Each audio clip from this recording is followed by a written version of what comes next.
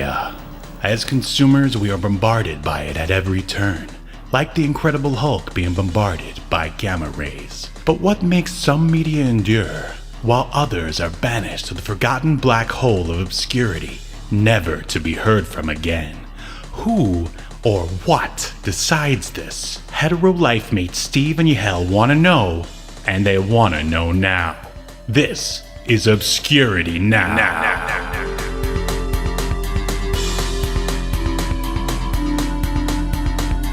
And what's up, Obscurians? It's time for another episode of Obscurity Now, the show that takes a look at weird and almost forgotten pieces of media. Then we decide if they should be remembered for all of human history or tossed in the black void of obscurity, never to be heard from again. My name is Steve, and with me, he's a former pro wrestler who enjoyed having his hair pulled by his opponents. It's Yahel. I actually hated that. What? You mean when they pulled on your hair, you didn't go, "Ooh, I like it, tutti frutti"? No, I did not pull the Johnny B. back. Yeah, I actually used to tell guys before the match not to pull my hair. I'd be like, dude, just pick up my head. Don't pull my hair. That was like one of the few things I would receipt someone for. Ooh, and if you don't know what a receipt is, ladies and gentlemen, that means you actually do something painful back to the opponent, yeah, just a little something, and then you remind them, hey, I said not to pull the hair. You did anyway. But there's a way to. You're supposed to pull the hair and have it not hurt, right? I mean. Yeah, you're supposed to pantomime it, but most guys are fucking dumb. Yes, they are. And most guys haven't had long hair. And look, real men have long hair, is what we're saying here. No fear. They just have no, I guess I don't know, frame of reference or something. And but yeah, that was I hated chopping in matches, and I hate taking chops. I just think it's stupid because in a real fight. I mean, everything about wrestling is dumb, but are you really going to slap a man's chest? It's so stupid. Yeah, it can hurt and it can sting. But anyways, just give somebody a real hard chop to annoy the crap out of them. Hey, yeah, buddy. I mean, that's just dumb, tough guy, strong style stuff. And I guess if you want the crowd to woo, then, I guess you could do a chop, or why not a figure four? But anyway, ladies and gentlemen, if you can't tell, this is, I guess, the last of our WrestleMania month. Steve, the stream is buffering. Not on my end, buddy. It's full green, 200 and... I'm watching on YouTube. Right. We'll see how it goes. Okay, so... This is the last episode of WrestleMania month. We already had a couple of episodes that are wrestling specific. One of those was an episode of Thunder in Paradise. We did the Sting TV movie, Shutter Speed. You remember what our third one was? The Rob Van Dam movie? Yes, that was it. It was so forgettable that I forgot about it. Yeah, Sniper, starring Steven Seagal and Rob Van Dam. So there you go. That's if you're interested in more wrestling-centric media, please check out those episodes. And of course, we've always dipped our toe into the wrestling world, including a previous comic book, the Undertaker comic. Do you remember that from, I think, last Halloween? You remember that? Yeah, vaguely. Oh, yeah. Actually, I do remember that one. Also forgettable, but I would say that comic is in stark contrast to what we're covering today, which is WCW number 1. And, there's no reason to talk about it without having the cover out here. So let's say we just go ahead and dive right in. Let's do it.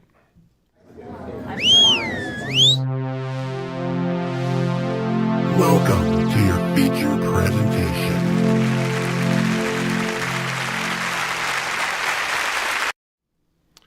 Ooh, there it is. Oh, I'm getting the vapors over here. So the big question I want to know first, have you ever read a WCW comic book, by Marvel Comics that is, ever in your life?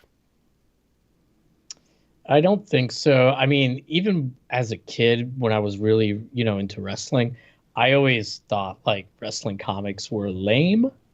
Just kind Well, of odd. So yeah, I never what even other bothered. wrestling comics were you familiar with back then?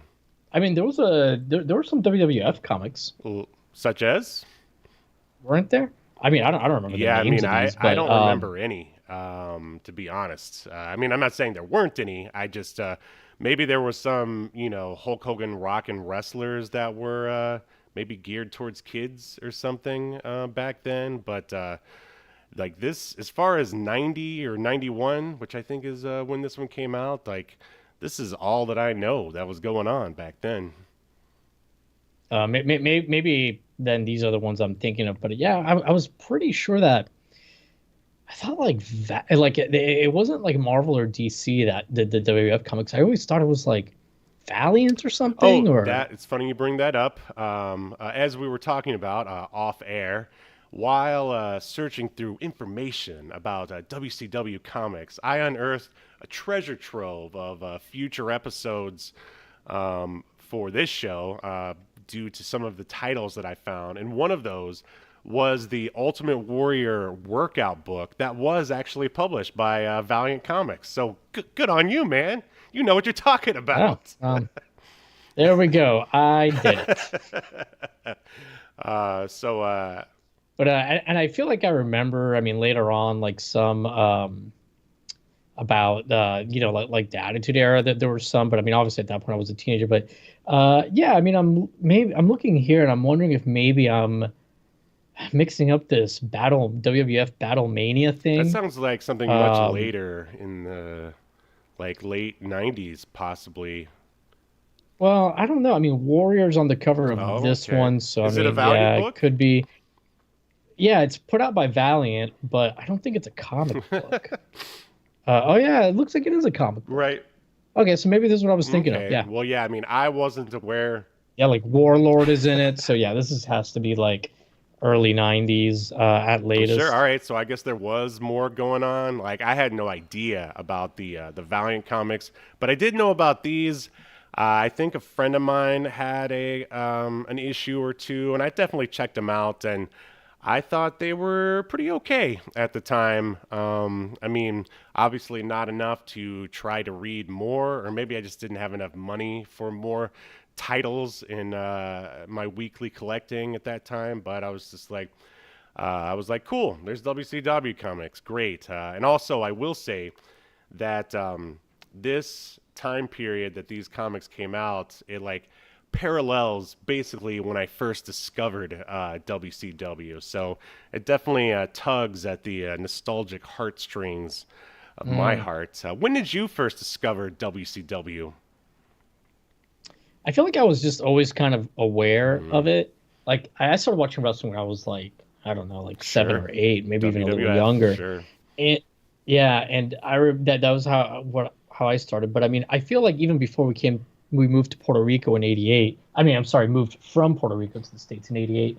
I feel like I was already aware of it. So I was never like a huge WCW fan of like the '80s and '90s stuff. Like I don't know, I thought it was pretty lame, and they had like a lot of lame gimmicks, like the Diamond Stud who makes an appearance here. Oddly enough, Johnny B. Bad was one of the few gimmicks I actually liked from WCW, just because he had so much You would. personality. Um, no, sorry. But yeah, like a lot of it I thought was lame. Like I think we've talked about my feelings on Sting from back Mhm. then. I've come to like him a lot more in his later years, but I always thought Sting was like not very cool. Uh, Right. I put him in Warrior in the same category, with the exception that Sting can wrestle. Sting can't actually wrestle, Well, obviously. they were both being pushed as major, I guess, faces, if you will. Yeah. I mean more like the character, like the personality of their characters and the gimmick. I mean Sting's obviously like a good athlete and he could work. Sorry, Steve, I didn't mean to upset you so much Yes. by besmirching the good name. I know you're a little stinger. Oh, absolutely. And around this time, as I said, 90, 91 is when I think we moved from South Carolina to Virginia, and then we got regular cable. I was already aware of WCW ahead of time. Like my first wrestling pay-per-view ever that I actually watched on pay-per-view was like Starrcade 92 or 93, something like that. But anyway, my dad got... You know what's funny? I'm sorry, you just mentioned that and it reminded me. Actually, I'll wait till you're done with your story.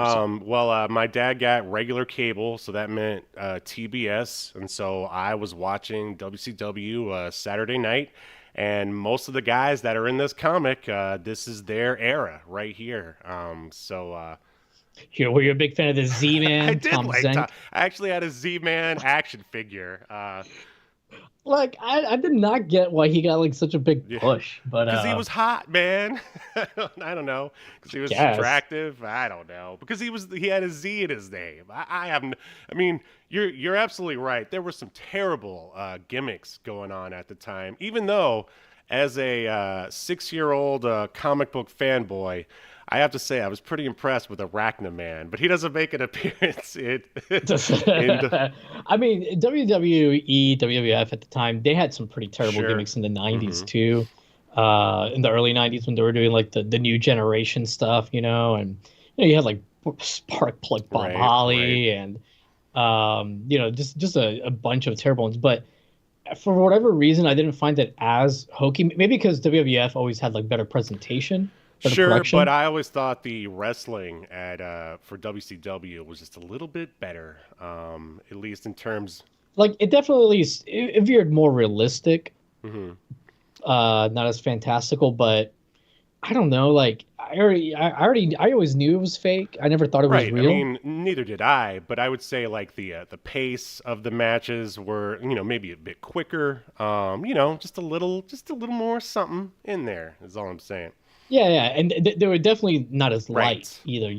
They were more snug with their strikes and their holds and takeovers and those kind of things. It was a little bit. They tended to be more snappy. Yes. But I didn't really care because I was like, I don't care what. I'm trying to think of somebody awful from that era. I think I blocked them all out of my mind.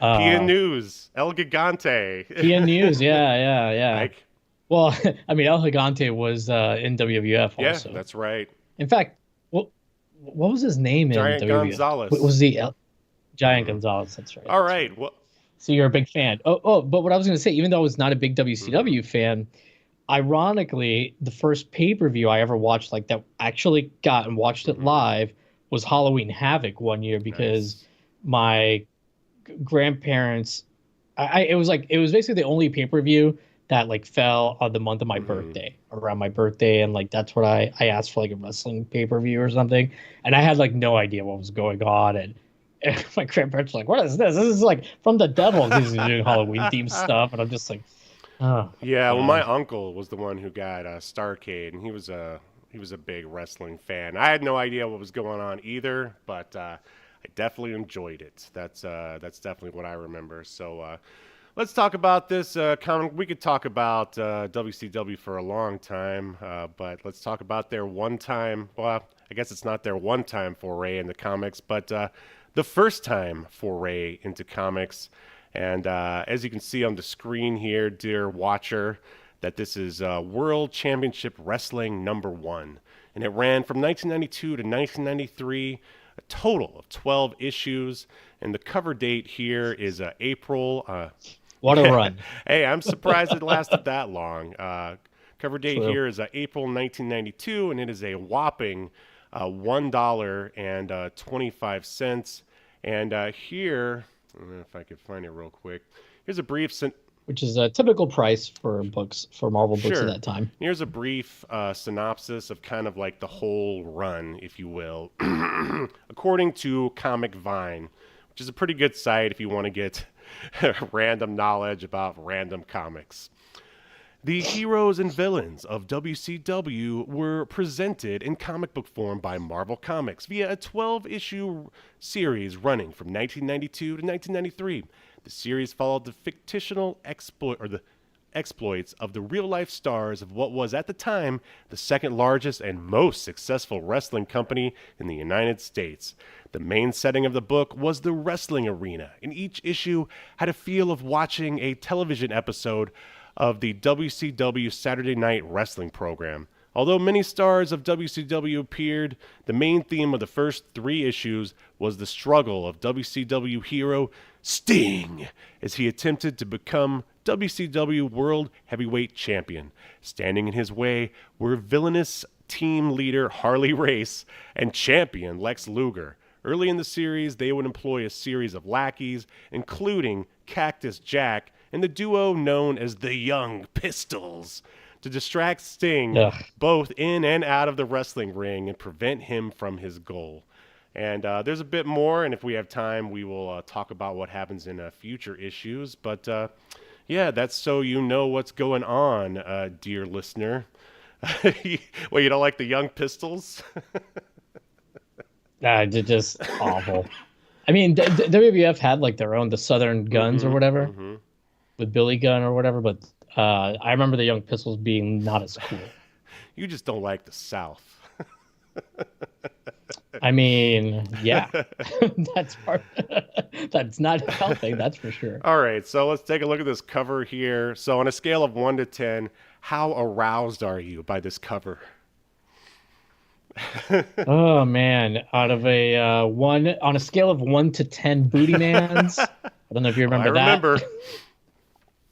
I'm gonna say on a scale of 1 to 10 Van Hammers, I would give it a 4, maybe a 3. Like, it's such a lazy cover. It's just a picture of Lex Luger mid-match, not even posing. He's just like clearly just like walking. Yeah, it's like you're absolutely right. Like, why not get him like holding a guy up in the torture rack? Anything. Well, as we've seen from past licensed Marvel comics, i.e. Alf, make sure you check out that episode. Usually the whole point of these like licensed comics was it's just a commercial for the show, basically. So yeah, they lazily slapped this picture of Lex Luger over here. Yeah, in mid-stride, heading to the locker room to call it a day. And what do you think of that up in the corner? Man, I forget what this thing is called. But up in the corner where it says the... Yeah, the upper left-hand corner where you have like a character from the book. What do you think of that Sting there? I don't know. I probably wouldn't have gone with Sting about to grab some boobs. Would not have been my... That's what it looks like he's about to strangle someone. He's in mid-roid rage here. Yeah, I mean, that honestly would have made a... Why isn't Sting on the cover? Why not have like a baby face on the cover? So, I don't know, just weird decision making, and it's not like you can say, oh, well, maybe the people at Marvel didn't know. Well, they did know, because if you read the inside of the book, I mean, Sting is made out to be the top baby face. Oh, yeah, I will say the writer, whom we're going to talk about here in just actually...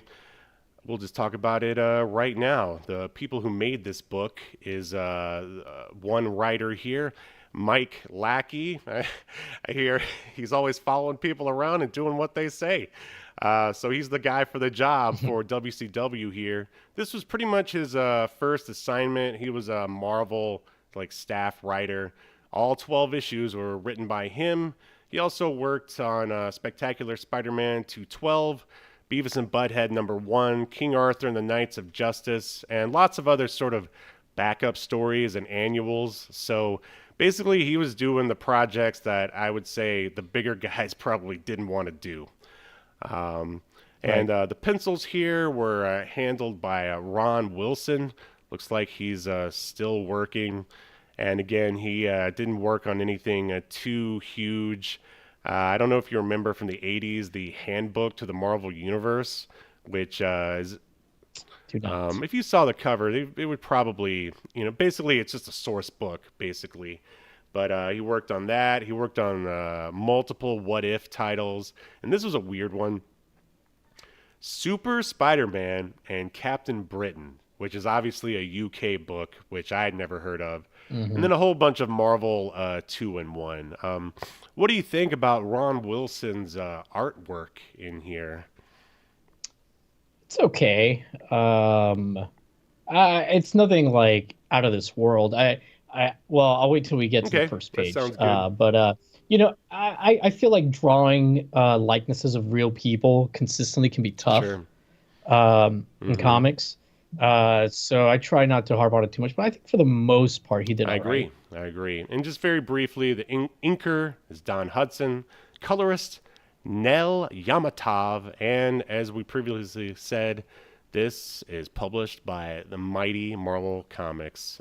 So, back to the comic book here. All right, we're going to dive in. All right. Very first page is a splash page. If you didn't get enough of Lex Luthor in like regular, picture form, here he is, fully drawn, hovering over like a massive arena. And I'm going to go ahead and read all this as quickly as I can. His name is Lex Luthor, and he's the WCW World's Heavyweight Wrestling Champion. The total package. The winning combination of speed, muscle, and intelligence. He's the man to beat. A lot of guys don't like that. They think they've got what it takes to step into the squared circle with Lex Luthor, but they don't realize that he'll do whatever it takes to keep his championship. If a few necks are broken, he won't lose any sleep over it. He'd probably laugh. Some guys think they're fast enough, or strong enough, or hungry enough to grab the gold from the arrogant champ. But they're wrong. In Lex Luthor's eyes, they're just trash. And Lex Luthor specializes in taking out the trash. Taking out trash. Why does Lex Luthor look like he's got like fetal alcohol syndrome? You think so? I mean, I think that's a very typical, that's his like zero expression when he's not putting any kind of effort into it. I think that's the regular Lex Luthor look, don't you? I don't know. He's got like the eyes are like wide apart, forehead's a little bit slope and curve. I'm sure you've seen what people with fetal alcohol syndrome look like. He's got the wide nose too. Like I don't know. They just made him look like his mom made some bad decisions in utero. Jesus. Yeah, I wonder, first off, the big gold belt doesn't look big enough. I will say that.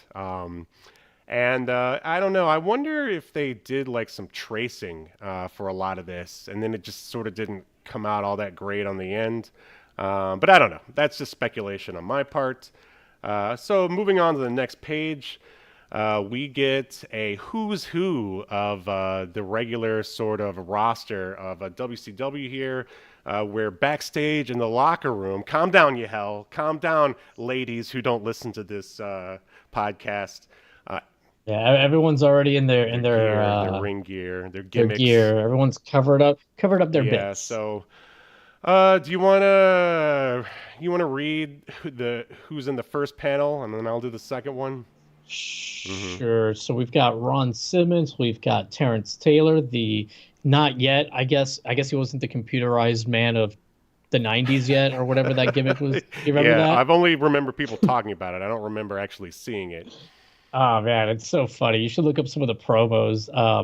Anyways, we've got El Gigante, the Stiner Brothers, Brian Pillman, PN News, Big Van Vader, who's wearing something I don't ever recall him wearing. This was his ring attire. It's an outfit? Yeah. Okay, I assumed it was just something I didn't recall. The Diamond Stud, better known as Scott Hall or Razor Ramon, and the Natural, Dustin Rhodes. Everyone else juiced to the gills. Except for he's Dustin. the Natural. I mean, it's in his name. That's that. Exactly. All right. So coming up the rear, Johnny B. Bad. Everyone's favorite, Barry Windham. Arn Anderson, who, why does it look like Arn Anderson has a toupee? Yeah, now that you mention it. I mean, this is a pretty decent likeness of him, but I feel like he saw like the actual rendering of himself and was like, I'm not that bald. And like, yes, Mr. Anderson, whatever you say there. How about that? Yeah. And then, of course, your favorite. I don't know why I had an action figure of him, but the Z-Man, Tom Zink. Now, what powers does the Z-Man possess? Yeah. Apparently the power to seduce a young Steven into getting an action figure and Tom Zink. Hey, don't we all, as wrestlers, don't we all wish we had that ability? Or content creators, don't we all wish we had that ability? Sure. So on the bottom panel here, we've got Surfer, 100% face Sting. He's shirtless, signing autographs to all the little stingers. And I don't remember him having tights that have his name on it, because I always find that incredibly lame when people have their own name on their tights.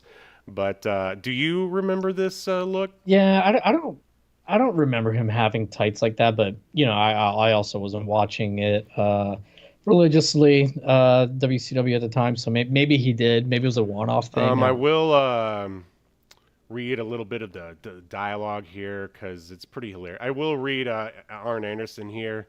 He's saying, "This is a crock. I shouldn't have to compete with these losers." It's like, are you surprised, Arn? I mean, you guys have been wrestling like weekly for how many years now?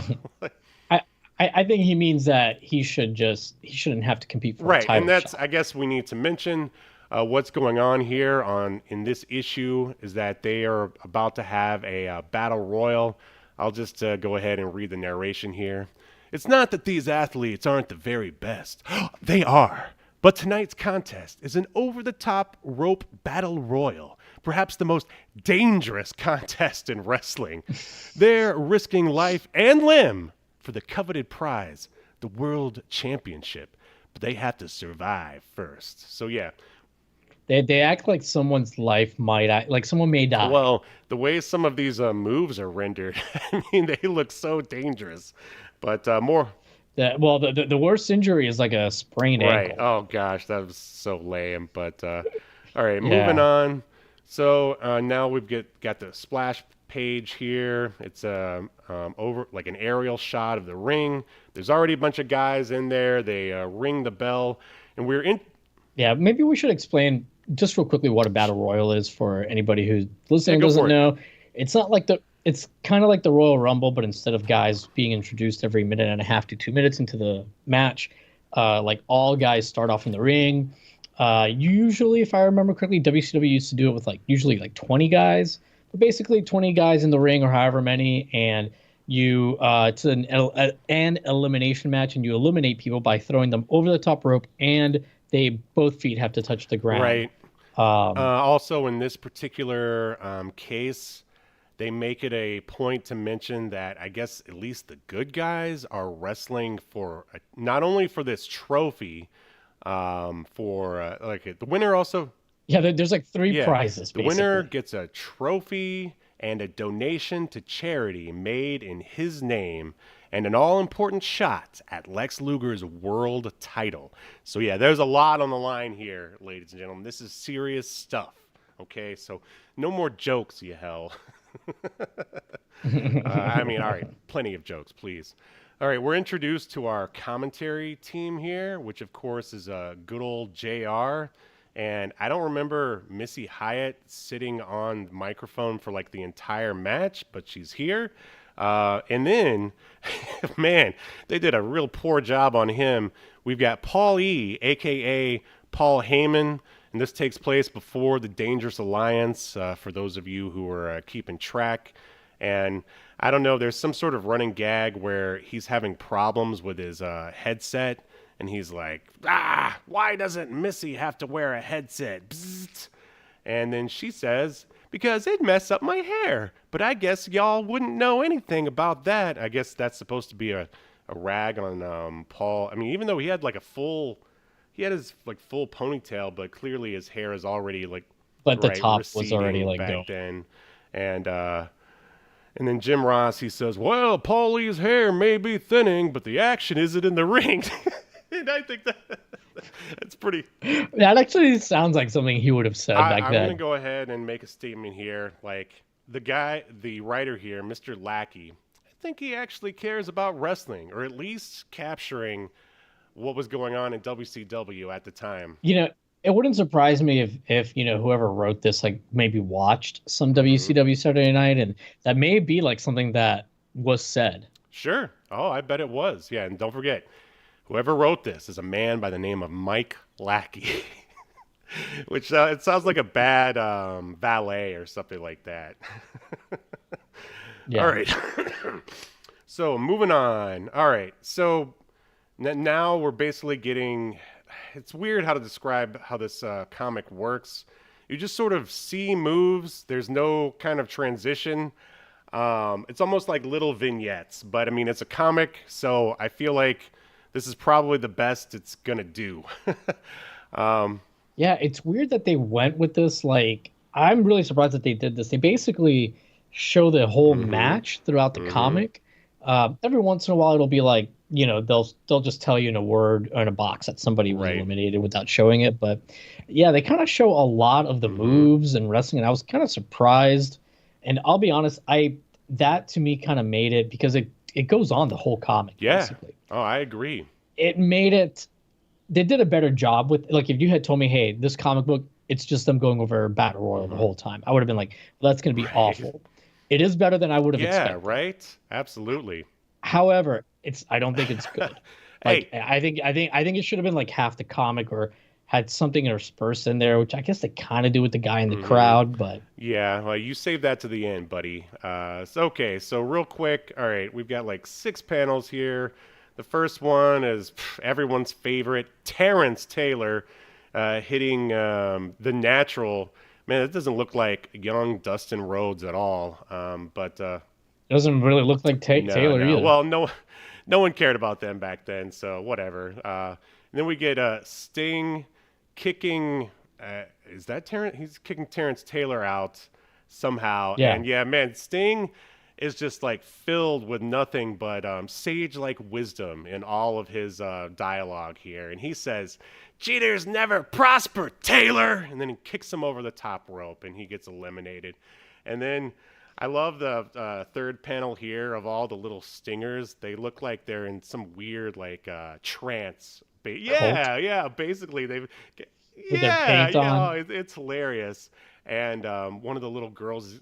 Also, isn't it weird? Like, yeah, the little girl says like Sting's gonna win, and then another kid in Sting makeup says, "No way, man. Diamond Stud's the best." Oh man, I remember at that age, I was not into the Diamond Stud. Definitely not. But moving on, so Johnny B. Bad, man, they must have been pushing him really hard in this era, because I mean he's a force to be reckoned with in this comic. So he basically eliminates Flying Brian with a drop kick. And man, I love the way the drop kicks are drawn in this comic. It's just, they're so dynamic. They look so deadly. What do you think? They look more like, they almost look like the Liu Kang flying kick across the stage. Absolutely. More so than a drop kick. Indeed. So yeah, he eliminates the legendary wrestler Flying Brian Pillman, sadly. But I do enjoy, I love the fact that they even went so far as to have like the crowd reaction here, even though it's like super lame. There's a guy raising his fist going, "Boo, Bad's a cad." And then there's another guy going, "Johnny B. Bad stinks on ice." What does that mean? I don't know. And when was the last time you called someone a cad, Yahel? I don't know, 1990, I guess. When it was hip and cool to do that. You know what? I think you're lying to me, but that's okay. All right. Moving on, there's more sort of commentary from Jim Ross. There's actually a lot of commentary between just the whole commentary Yeah, team. there's a lot. Basically, El Gigante enters the ring, and they're just talking about how all the guys decide to team up to face El Gigante, which, I mean, that's, I would say, very typical of any Rumble or Battle Royal, where like a huge guy gets in and then they all have to. I remember one time in a WWF Rumble, like they all had to get together to push, I don't know, either Earthquake or Yokozuna or someone like that over the top rope.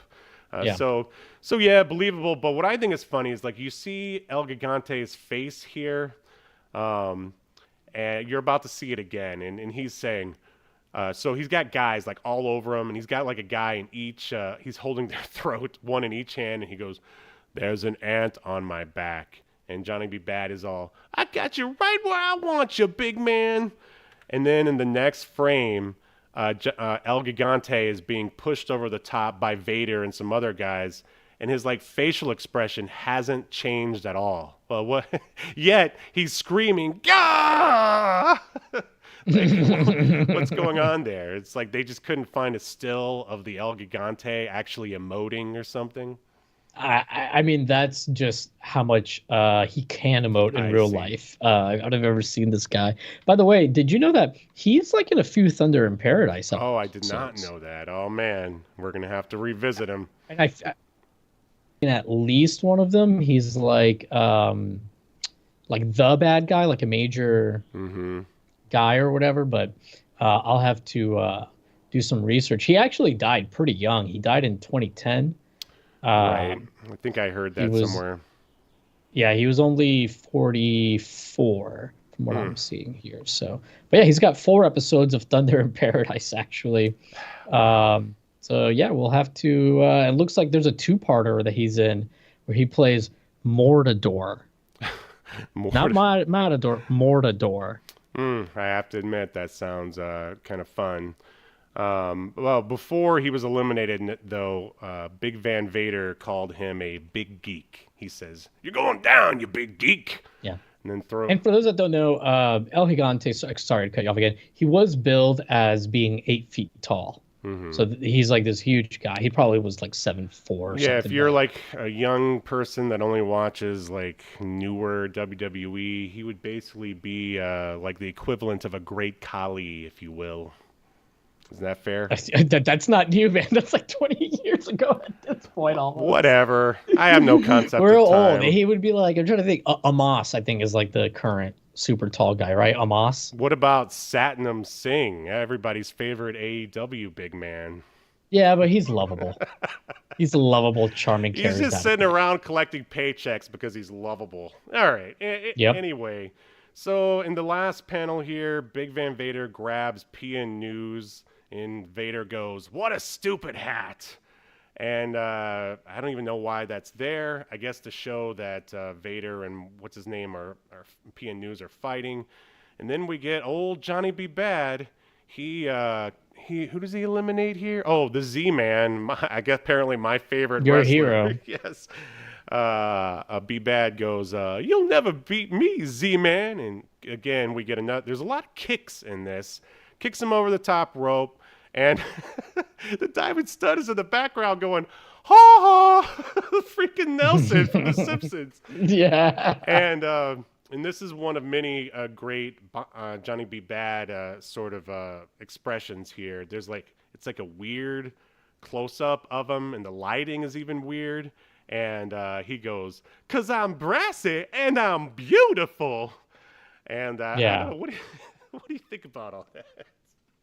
I mean, I don't think he ever said that, but I mean, he used to say stuff like that all the time. So it's in line with the character. What I think is really funny is that the panel directly, or right after that, Z-Man, they show him like, hitting the ground, and he does like a perfect flat back bump, right? Flat back bump with his arms like splatted out. So for those that don't know, you're supposed to like, basically like splay your arms out to your sides when you take a back bump to minimize the damage or spread the damage. Anyways, but then he says, "I hope nobody saw that."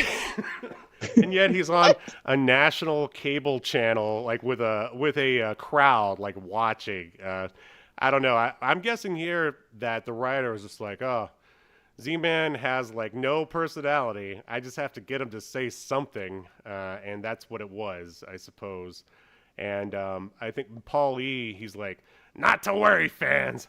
Z-Man's only injury tonight is to his ego." Oh, wait, sorry, that's not Paul E. That's the other guy, Jim Ross. Yes, sorry. And then he asks Paul E. how his headset is going, blah, blah, blah. We don't need to do that.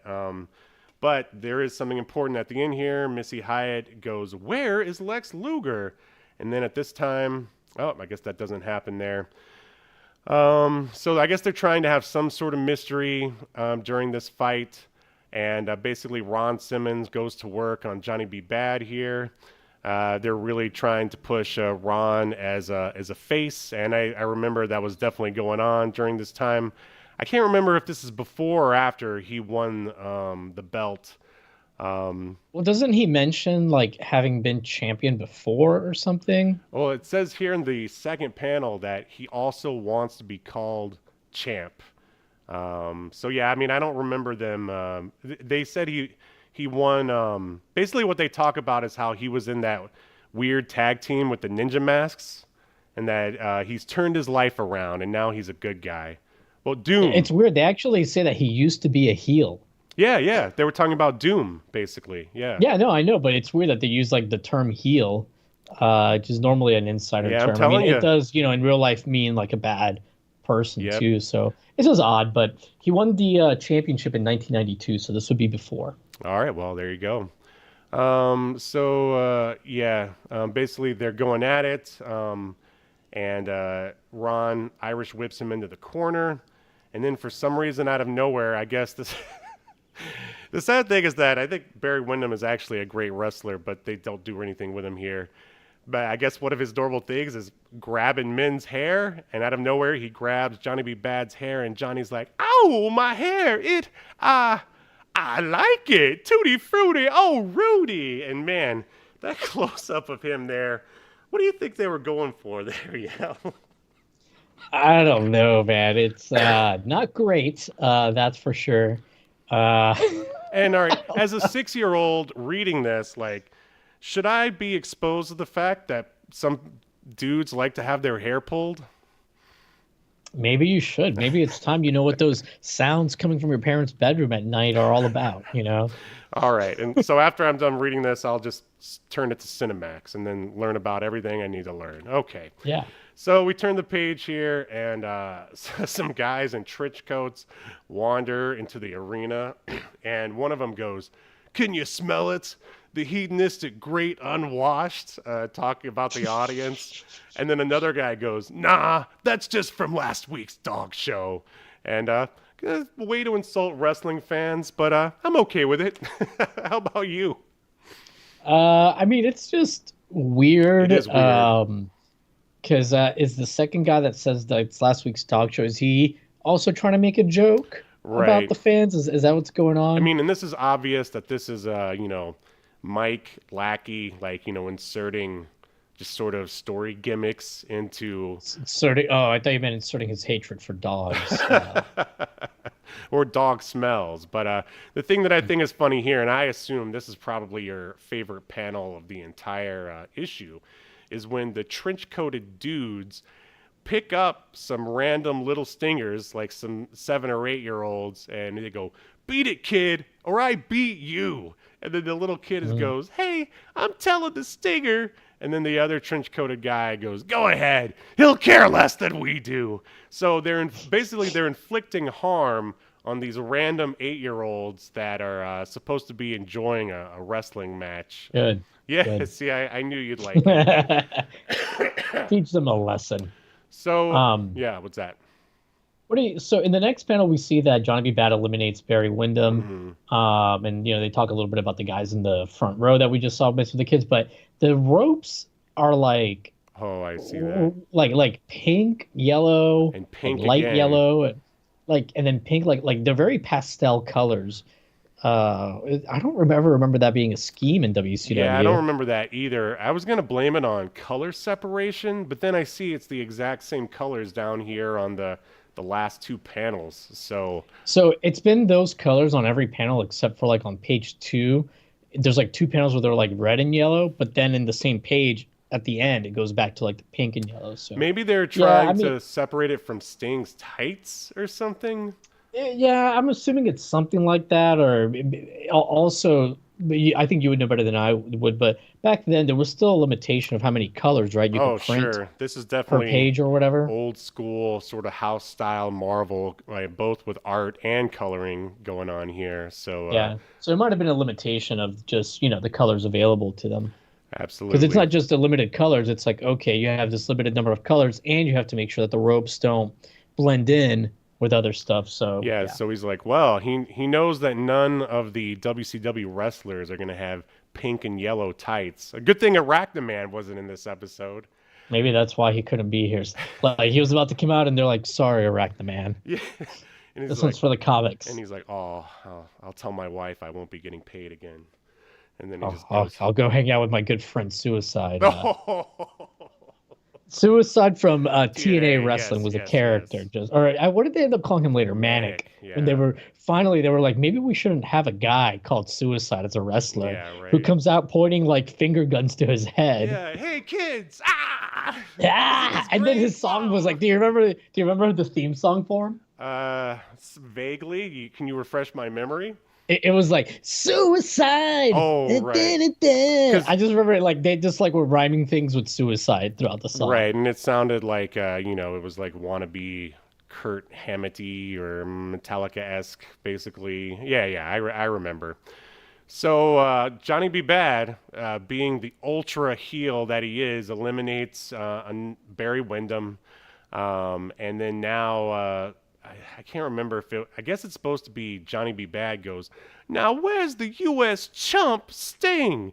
And then we get an intense close-up of Sting's face, and he's gritting his fist, and he goes, what? Nobody badmouths the Stinger. So he's like roiding up big time. Right. He grabs Johnny B. Bad, and he goes, time to build up your frequent flyer miles, Johnny. And then he throws him over the top rope. And you think that, a mid-carder like Johnny B. Bad is going to be eliminated. But no, he grabs the rope, and his feet don't touch the ground, so he's not eliminated. And he says, I'm a bad man, which is totally Johnny for sure. And then next, somehow there's a time skip. And PN News is in the ring, and there's just like dudes everywhere. And behind him is a very poorly drawn Big Van Vader. What is he doing to Rick Steiner here? I'm not sure. He's just holding his legs like he's like dangling him upside down or something. And the important thing here is PN News. So if you guys don't know, PN News' big thing was he sort of would rap. He would come out, he would like rhyme like one line and then end it with yo baby yo.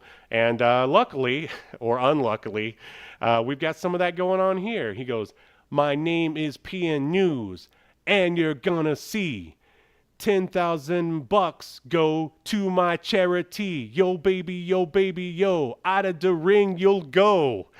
And that's I don't know. That's so bad. Eat your heart out, Shakespeare. And eat your heart out. Rapping John Cena, R-Truth. I hear this is he was Tupac's inspiration. The Acclaim. Diddy. Everyone loves that guy now, right? Yeah. So Rick Steiner gets thrown over the top rope by who? Who does he get eliminated by? I don't know. It doesn't say. Yeah. Is that Arn Anderson? Yes, maybe? That's what I was gonna say. Arn Anderson. And I think they really try to like up the ante here. I guess it's supposed to be it's one of the commentators. They go, Rick Steiner is out. You bet that his charity, the Atlanta Orphanage, is pretty upset. And you can just imagine all these kids watching this at home. They're like, oh, we're not going to get to eat for a whole month now. Right. Because Rick Steiner got eliminated over the top rope. And a sort of funny thing here is that basically those trench-coated guys, they just start yelling crap at the wrestlers, berating them. And he goes, hey, Steiner, do yourself a favor and stick to tag teams. And he goes, and the other one is like, yeah, singles competition can be dangerous.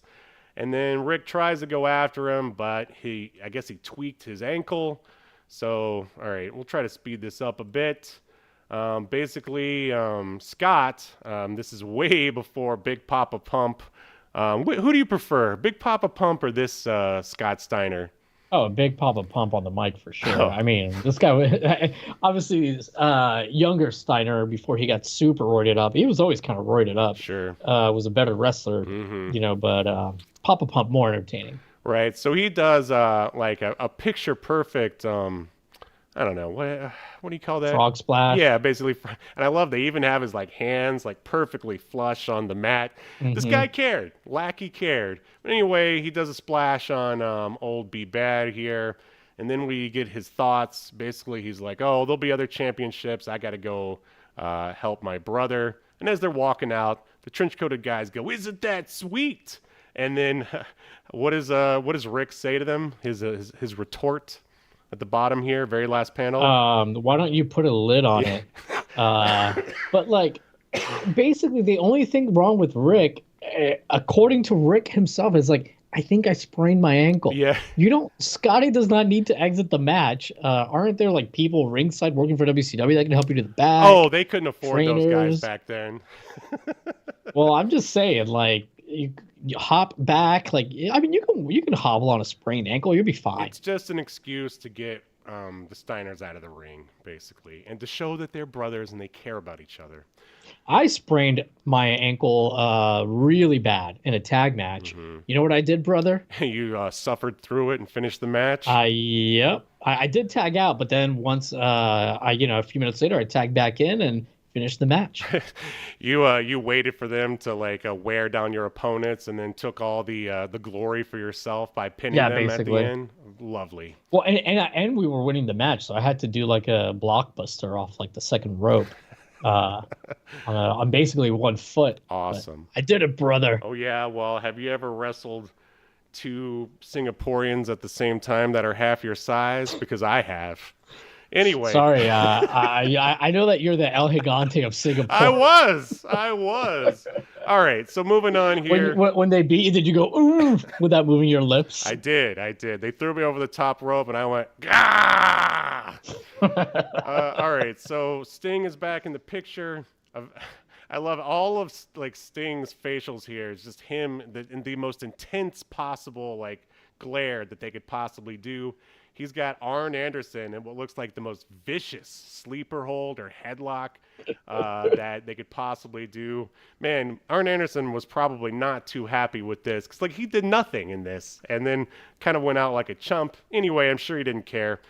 So Sting does a pile driver, but they draw it from like the wrong angle. It's like, most of the time the cameramen, when they shoot pile drivers, it's from the side, wouldn't you say? Yeah. And here it's like full front and it looks like a power bomb. I don't know. What do you think? What does this look like to you? Oh no, I mean, I think it looks like a pile driver, but it does look odd. I think what makes it look odd is that Sting, usually when you hit someone with a pile driver, your arms are around their waist. Yeah. And Sting's like holding him by the calves. Right. This is very odd. So and you don't usually see. It's just not an angle you usually see. Right. It's weird because the art has been so on point, capturing the majesty of pro wrestling until now. Like, but anyway, so but it's great though when I love how they show what a pile driver is meant to do, like quote unquote in real life. It's like Arn Anderson here looks like he's gonna have like the hugest concussion for the rest of his life. He may never walk again. Yeah. Absolutely. All right, so now we get the Diamond Stud. He's putting a hold on Ron Simmons. I guess, Vader, he chops Sting in the face. And I do think it's funny that Paul E goes, oh, that's just good, clean wrestling. And then, of course, the crowd is going, get up, Sting, please. And then some guys, they all team up on Big Van Vader, which they should have done a long time. And then we get, I guess, more sort of hero stuff with Ron Simmons here. He does another massive, it looks like again, a Liu Kang kick and eliminates 3 guys at the same time. Incredible. And who were those guys? It's Arn Anderson, Big Van Vader, I think the Natural. I don't know. It doesn't really matter. Any comments about this page? Nope, none at all. It almost seems like they were like, we got to hurry up and get some of these guys eliminated because we're running out of pages. Yeah, right. Big Van Vader is not eliminated yet, and I guess neither is the Diamond Stud. So again, they're trying to get rid of him.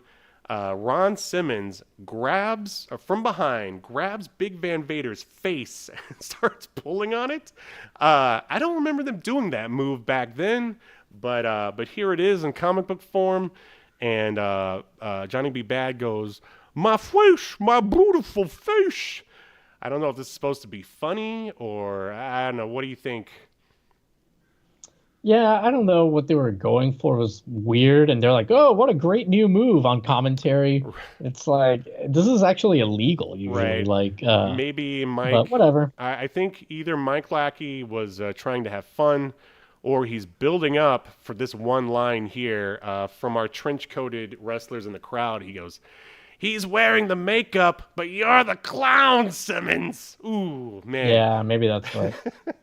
So, so Johnny B. Bad then punches Ron Simmons in the no open hand or anything, just an outright fist to the face, and yeah, I guess somehow Vader off camera gets eliminated, and here's another like terrible line from the trench coated guys. Van Vader goes, "Hey, don't I know you?" And the trench coat guy goes, "Unlikely, since I've never been to a 7-Eleven." Like, what does that mean? Yeah, like what?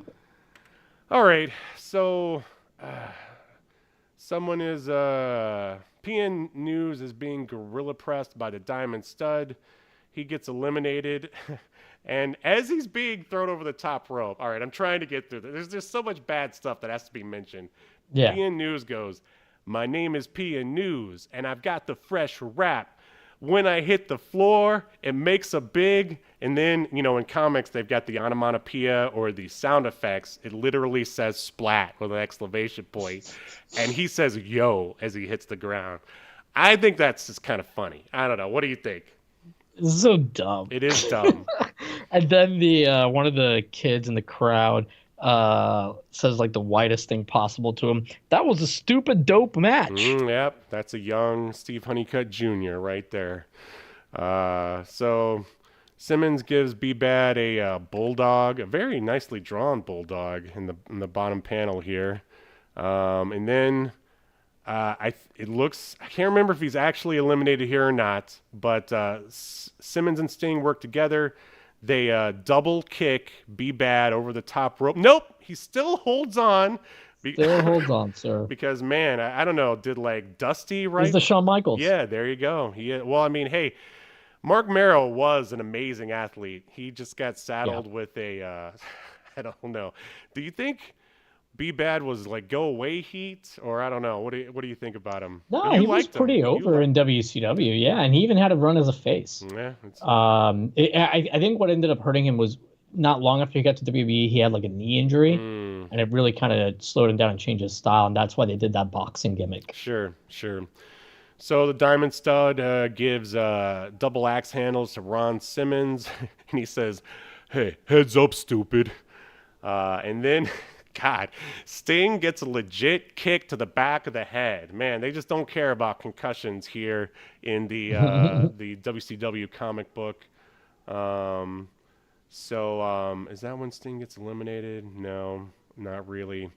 So basically Simmons and Sting are getting beaten down by the Diamond Stud and Johnny B. Bad. There's a lot of back and forth here about, being a face and being a heel. B. Bad is all like, we do what we want. We don't kiss up to the fans. We do things our own way. Why should a two-faced chump like you be champion? We deserve it. So they're beating them down, and then Ron Simmons just goes, "That does it." And then he throws the Diamond Stud into Johnny B. Bad, and he says, "I'm the best man to wear the WCW champion belt," and then he proceeds to get beaten down again. I guess they're really sticking to the whole. People say that in WCW it's the faces chase the heel with the belt, right?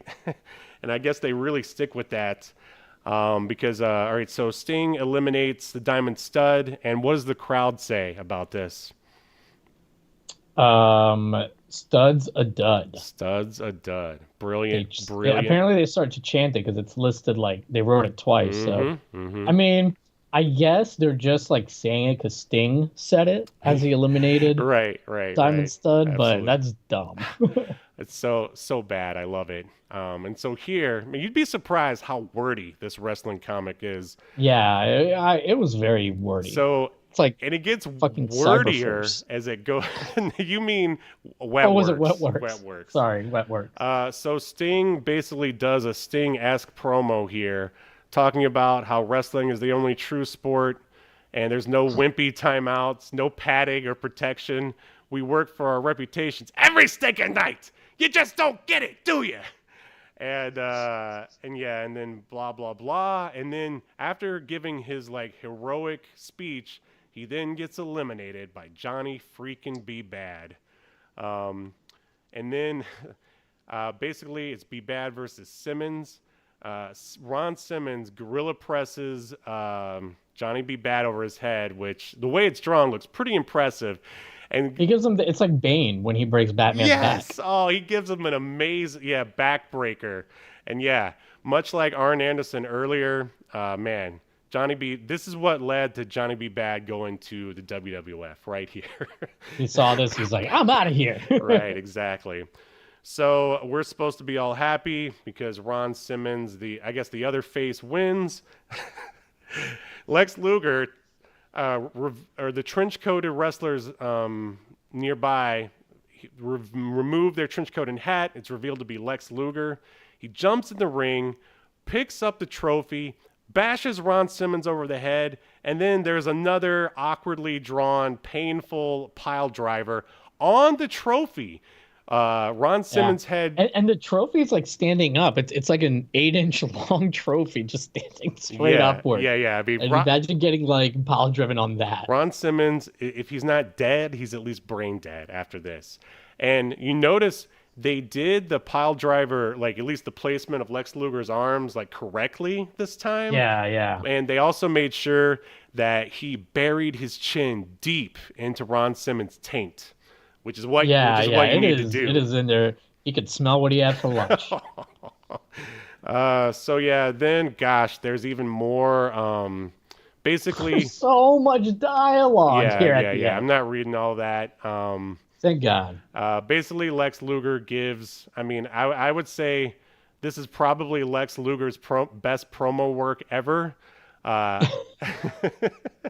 Because it was written by someone else and delivered by text and panels. But anyway, he leaves. All the audience is unhappy, which was very typical of WCW back in the early 90s. And they're throwing crap at him, booing, blah, blah, blah. And he ends by saying, "'Cause Lex Luger always has an angle." And I never remember that being his thing.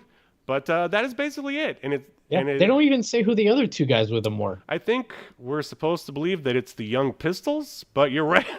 They never show them. So yeah, ladies and gentlemen, that is the end. Should we render our verdict for WCW issue number 1? Yeah, let's do it. Remember, rated. That is the question.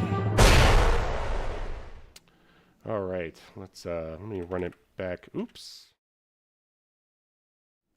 Okay, let me run it back to the... Oh, stop doing that. All right, whatever.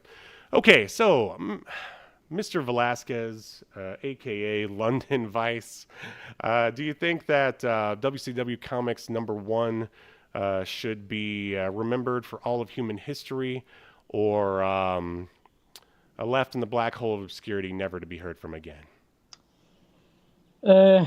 For me, I mean, I would say it's a no. I know you'll be disappointed, but I found it to be kind of boring, like way too much dialogue, and I don't know, like I get that it's a wrestling comic, but there was too much wrestling in it for my taste. Other issues may be different, but this one didn't really do it for me. I didn't realize that Sasquatch in Time had stopped by. Did you happen to notice? Maybe the comic. I did not. Oh, I'm sorry, Sasquatch. Yeah, well, thanks for coming. I was not paying attention to the chat. Well, let me. We were enraptured in WCW Comics number 1. I blame my hangover. Well, I liked this overall. If I could find a couple of issues in like a dollar bin, I mean, I wouldn't mind owning the whole run and seeing what happens. Apparently, it gets pretty weird because halfway through the run, Lex Luger leaves to go to WCW. So writer Mike Lackey had to do a little bit of a razzmatazz. There's some mind control involved, blah, blah, blah. I definitely think it should be remembered. So, and plus, compared to the other wrestling comics I've read, this one has the most wrestling in it. I think it should be remembered. So that means we get ourselves a stalemate. This just in, those pathetic podcasters known as Obscurity Now have once again rendered a verdict of no contest. That's right, a stalemate. They've wasted everyone's time. They are just as lazy as Congress and twice as corrupt. Boo, I say, tar and feather 'em. Get out the guillotine. Boo to stalemate, and boo to Obscurity Now. Paradise to the DOS version. Nice. All right, ladies and gentlemen. Well, that is our show for today. What do you think about WCW Comics #1? See, Sasquatch in Time, who's probably no longer listening, he agrees with me. He says this comic looks pretty cool, brother. But we'll have more wrestling comics in the future, I'm sure. Anything else to add here, my broadcast colleague, before we sign off for today? No, I think I'm good, man. All right, we will see you next Sunday on a non-wrestling episode of Obscurity Now. Until then, make sure you like, subscribe, comment, help us fight, or shall I say, help us wrestle the algorithm, and we'll see you next week. You've been enjoying Obscurity Now, a podcast that's recorded live to tape and streamed to Twitch and YouTube.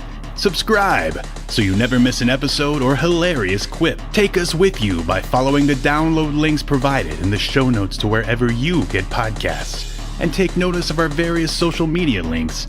If that's what you're into, I'm not here to judge. And make sure you join us live next week at 6 p.m. Eastern, 3 p.m. Pacific as we continue to discuss more obscure media only on Obscurity Now.